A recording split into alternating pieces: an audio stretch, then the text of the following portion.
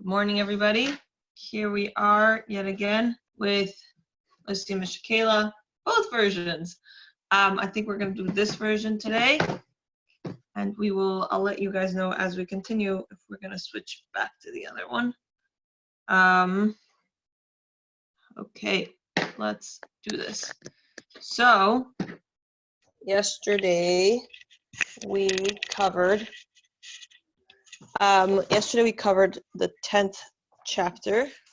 Yesterday we covered the 9th chapter. Today we're covering the 10th chapter.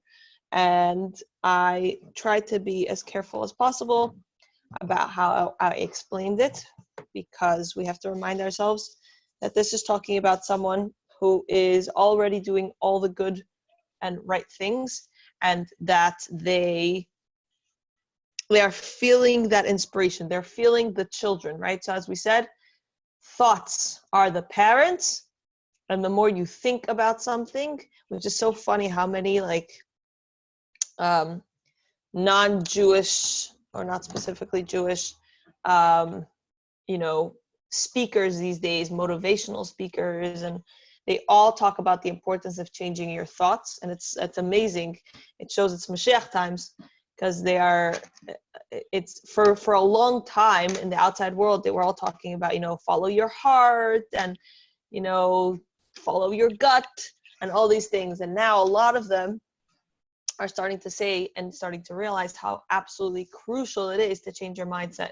And that once you change your mindset, your actions will follow, your emotions will follow, everything else will follow. So we have to really work on our thoughts and our mindset, which is Chabad Chassidus. Chabad, Chachma bin Adas, it's the 3 faculties of thought. So we spoke about this person who worked on being an empty keli, right? They worked on emptying themselves out to not what they desire, but what's their goal, what's their mission to be accomplished, what their shlichus is meant to be that day, for that time period, every single moment of the day. And not only that, but once you open yourself up and you actually do what you're meant to be doing, right? So it would be very funny to say, wow, I already know I'm meant to daven right now, but it's fine, I'll do something else. It's like, one thing is to open yourself up, and the other thing is to actually follow through and do it. So once you open yourself up to realize, what is my tafkid right now? What am I meant to be accomplishing right now at this very moment? And the next tafkid and the next part is, let's actually do it. So once you do that, it's as if it's the process of hopefully getting quote unquote pregnant, right? So open the womb, and the womb is ready to receive. And by actually doing the actions, it's as if it's the introduction of the seed, by learning Torah and doing the mitzvahs and doing the action that you're meant to be doing. And then Hashem gives you this bracha, this zaza atzmis, that you actually feel the inspiration. So many of us grab a sitter and we might be doing the technical stuff, we may not be feeling it. So it's possible we need to work a little bit harder on our kavanah and actually understand what we're saying. And B, sometimes Hashem just gives it to you even without, so much hard work. Sometimes, for example, for people, it might be Rosh Hashanah and Yom Kippur, it might be Sukkot, it might be whatever, that Hashem gives this boost of inspiration. So a person who's already doing these things and they have that inspiration, they're living on a high. Some people, when they're, let's say, in seminary, they're on this high. Everything is, you're feeling it. You're really, really feeling every moment. And then once you leave seminary, you leave that bubble, that cocoon, it's much harder to maintain it. So what we're talking about now is this whole concept that we spoke about yesterday, is this whole concept of how to maintain that. And maintaining means that we shouldn't, for starters, we shouldn't stop what we were doing before. Because if we start getting complacent and we start refilling our cups with what we want and our desires, so then our cup is full, and then the womb, so to speak, isn't able to receive. So again, the constant is to always be open and available for whatever shlichus the Eibishter has for you, or whatever you're meant to be doing at that point in time, and then to actually do it. So sometimes it's possible when we leave seminary, it's much harder to maintain what we think should be the things that we are doing, and we believe that we're meant to be following the strict seminary schedule, which in the outside world doesn't really work. No one's feeding you and pampering you in order for you to be able to learn Torah all day long. So we have to be open. We have to be an open kli, a keli, to be able to say, okay, now that I'm in a different situation, what's my tafkid now? How can I be doing my purpose? And so many people get stuck on trying to maintain what they did in seminary, whereas their shlichus has completely changed. Their job, what Hashem wants from them at this point, is very different than what Hashem wanted from them, 3 weeks ago when you were in seminary, or 5 years ago when you were in seminary, right? So it's always about being, in the present moment and saying, what does God need from me now? If God needs me to go to work, so I need to be the best worker I can possibly be and still learn Torah and still do all my mitzvahs. And it's a different schedule than seminary, but I can still maintain that inspiration by being an open keli and doing what I need to do, what I'm meant to be doing, while also adding that purpose of actually doing those things, which means you need to actually make that time to learn Torah. You need to actually make that time to, do the mitzvahs that you need to be doing at that point in time. So once you do that, you're able to maintain, you're able to keep the children, so to speak, that are born from this inspiration. So we spoke about this concept of not getting too self-involved and so excited, not excited, but if we get complacent, so then we lose that concept of being an open keli. So if we're too self-satisfied, wow, I am so, seminary inspiration was so and it was so amazing and I'm so incredible for keeping it. Once we start thinking about it in such terminology, then we stop being focused on what's my tafkid at this point. If we're so focused on being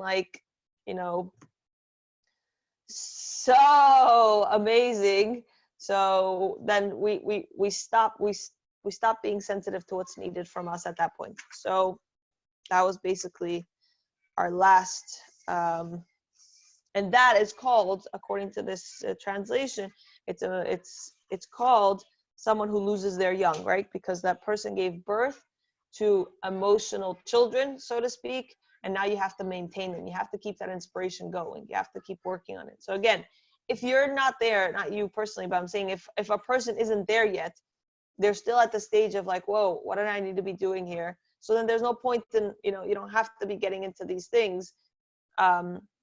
But it's just for everyone to know that if they do reach a point where they're doing the right things and they're being an open keli to say, okay, Hashem, whatever you need from me now, that's what I need to be doing. And they feel an emotion because of it. This is how you maintain it. You have to constantly be, as there's a common mashal that is used, that Yiddishkeit is kind of like standing on a downward escalator, right? So if you just stand on the escalator, it's automatically going to be taking you elsewhere. So you need to constantly be taking those steps forward and constantly growing. And it's that is what the master needs from us. The master needs us to constantly be growing and constantly be, moving and taking steps forward. So that was basically the 9th ice in my version summary. Okay, so now I want to give an introduction to the 10th chapter. For starters, the 10th chapter is a very emotional chapter. And the reason I'm saying this is because this is the chapter where the Rebbe broke out crying. He, at one point, and I'm gonna stop at that point and I'm gonna tell you guys when that is. But at one point in this chapter, the Rebbe actually put his head down on the table and just cried audibly. It was on Shabbos, so we don't have a recording of it, but you can imagine how powerful and it even to the point that after that, even though the Rebbe, after a few moments, the Rebbe actually continued the Maamer, it was in between sobs. So there are certain parts of this section that were unclear and many people weren't able to hear. And so we're gonna try, we have what we have of what was heard and what was transcribed, but there are, certain words here and there. It appears that we're, it says that they noted that portions were lacking. So, okay, so that's number one. Another part of this is that why is the Rebbe crying? The Rebbe's not just crying stam. The Rebbe is crying, at least the reason why I would cry if I were the Rebbe, although I can't compare, but a very, very big part of this chapter is to instill in us how valuable we are, and not just how valuable we are, but how valuable our time is. It means that your days are meant to be filled. They're really, really, the Hashem put you here with a mission, and it's our job to complete that mission. And every single moment in our day needs to be towards fulfilling that mission. So at one point it could be one thing, and another point it could be the next thing. And always being aware of what's our mission and what we're meant to accomplish gives us this incredible value of I actually matter. I'm sure there's been times when people have worked in a company where they feel like they didn't make a difference. You know, it didn't make a difference what they did do or what they didn't do. You know, you're just one in a million, and like it doesn't really matter. And you know, I could just like fudge my way through my day and whatever, who cares? The job will get done by someone else, right? So some people have been in that situation or felt that way. But in reality, that's not the type of work we have in our full lives. The Eibusher gave us a job, and that job needs to be specifically fulfilled by you. You have something, you have abilities, you have qualities, you have, you know, specific relationships with people that nobody else has. Not me, not anybody else watching this share. Only you can accomplish what you are meant to accomplish. And through that, it gives us a sense of, wow, I'm very important. The Eibusher is instilling in us this very particular shlichus, this very particular mission that only I can accomplish. And so therefore, what am I doing today to accomplish that mission, right? So let's get started now that we know that.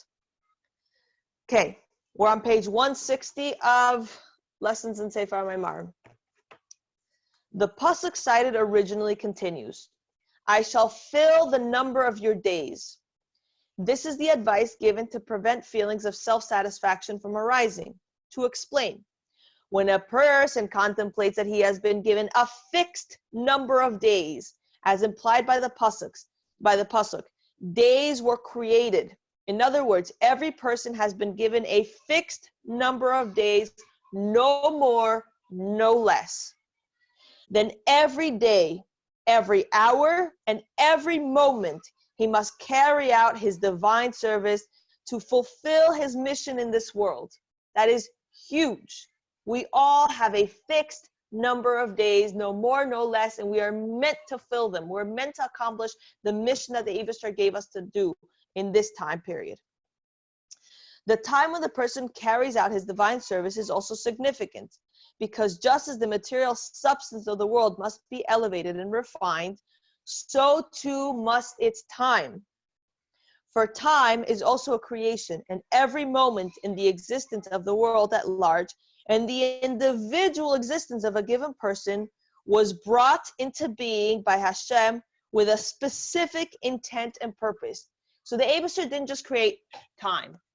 The fact that the Eibusher created time means that every moment in time needs to be used the fullest extent of that creation, right? So the same way as the Eibusher created books, and the Eibusher created paper, and it's meant to be used for the amazing purpose that it's meant to be used, so too with time. The Eibusher created time, and every point in time needs to be used for the purpose it's meant to be used. Also, I'm going to take the liberty, chutzpah we'll call it, to change the translation of the next sentence, because in our modern day world, the word anxiety or anxious has a very negative connotation. People go to therapy to deal with anxiety.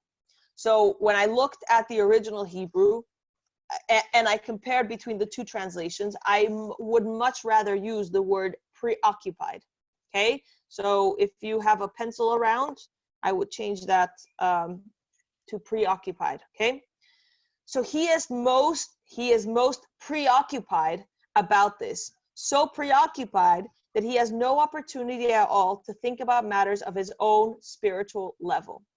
Thus, he will never be absorbed in feelings of self-satisfaction, because he will always be concerned with the mission he must fulfill at present, right? So if we're saying my husband gave an amazing, when we were learning this together, my husband gave an amazing example.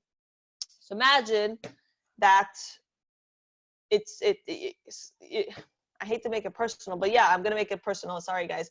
But imagine if you're at the front lines, at war, right? You're hiding, the enemy is before you, and you're at the front lines doing what you need to do. Your job, let's say, is to be, sniper or whatever it is, and you're busy doing that. And suddenly someone walks over and says, hey, buddy, how you doing? How do you feel? How do you feel your skills are going? How do you feel about, how are you doing your job? Are you doing a good enough job right now? And you're like, what are you talking about? I'm busy here. I need to do my job. I need to be I can't come here and have a whole discussion about how I think I'm doing, how I feel like I'm doing, how, do I feel like I have better aim? Do I feel like I should improve my aim? Should I take a course in improving? I am busy right now with the tafkid of doing my job. I don't have time to sit here and contemplate whether I'm higher or lower, whether I should be doing things differently or feeling things differently. I need to be doing my current job.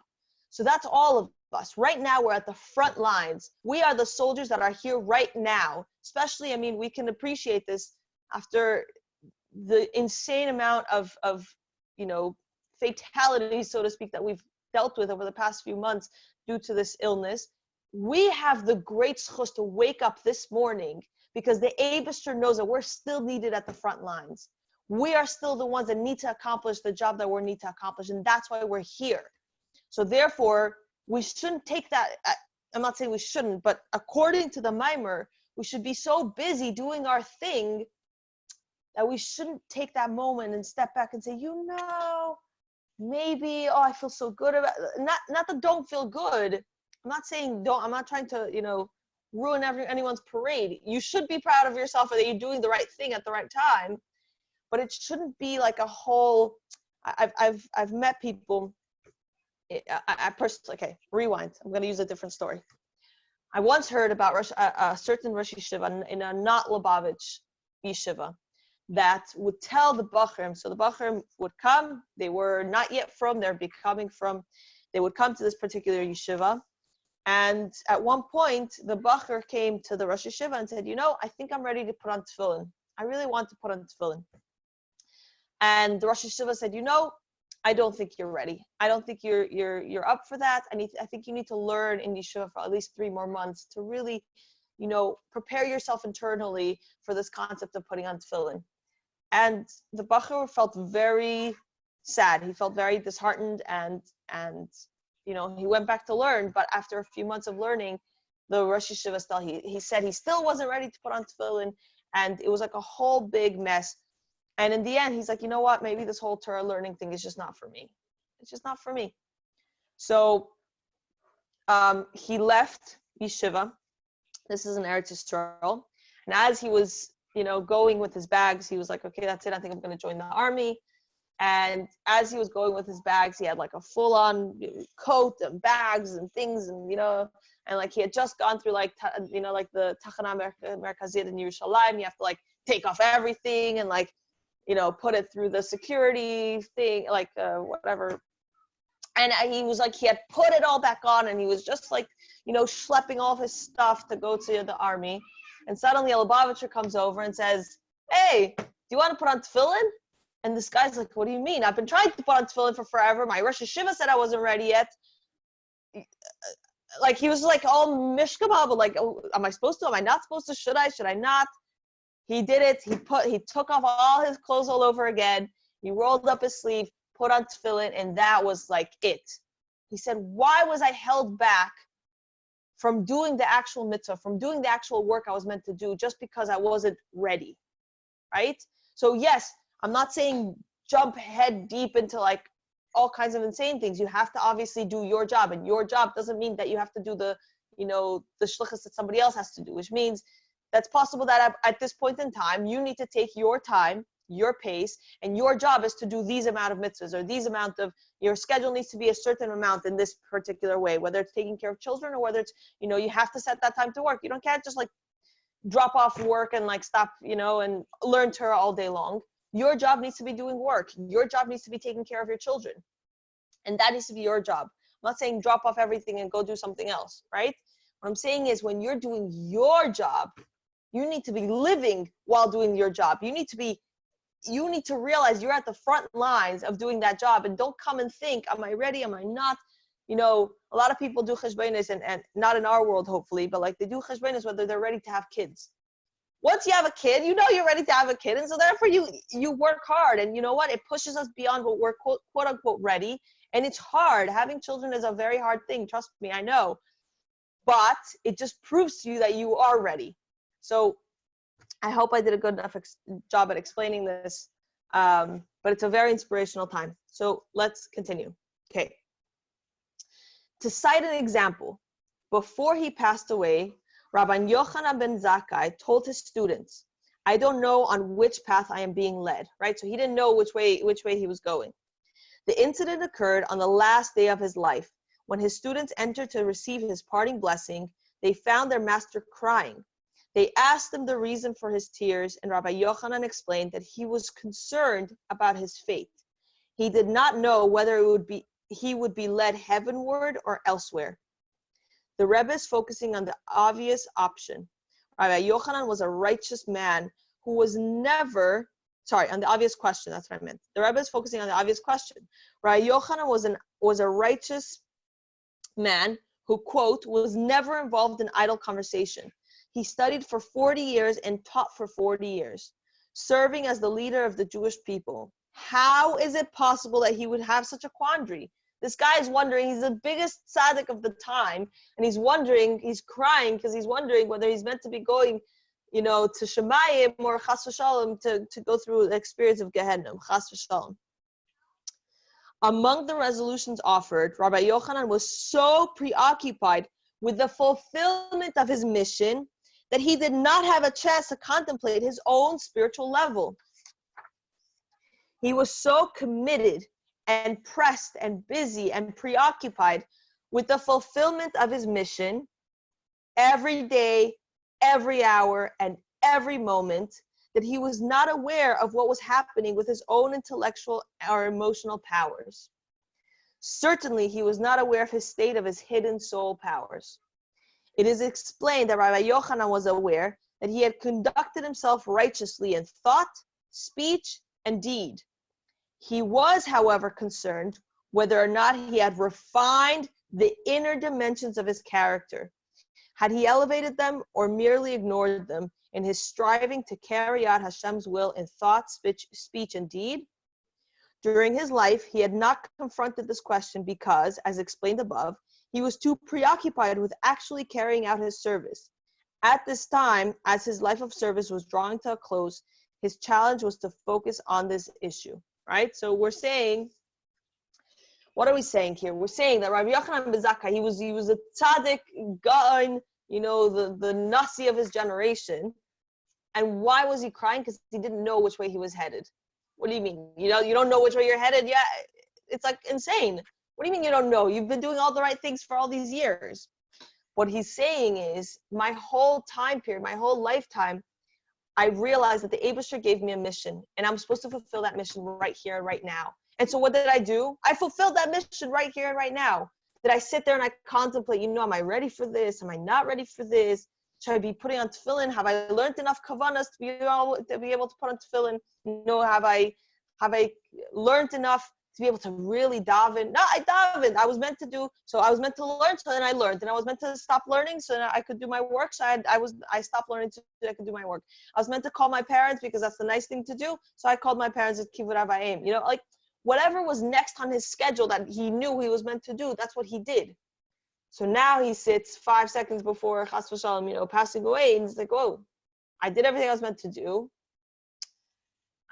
Did I sit there and contemplate how high and lofty I am? Am I better than someone else? Am I worse than someone else? No, he did what he was meant to do. So too here. It's such a powerful section. It's a shame we have to stop here, but so too here, I think we should take a moment to prepare ourselves for Shabbos and realize that we need to be doing what we're meant to be doing. And not necessarily does that mean that we need to be doing, or Chas v'Shalom doesn't mean you're meant to be doing somebody else's job. So if somebody else's job is to learn all day and daven all day and da-da-da, but your job is to, go to work, or your job is to take care of your kids, that's what you're meant to be doing. You should be proud that you're doing what you're meant to be doing with your time, and that you're filling it with all the good things, because every moment has a shlichus, and every moment is counted, and every moment that Hashem created it with the particular mission for that moment, and mit Hashem, we should fulfill it. I would love to encourage everybody to take whichever version of the Maamer you have at home and try and learn it, because as much as you can listen to me every single day, it's not the same as if you take the Maamer on your own. You crack open the book and give it a try. And I hope to see you guys very soon.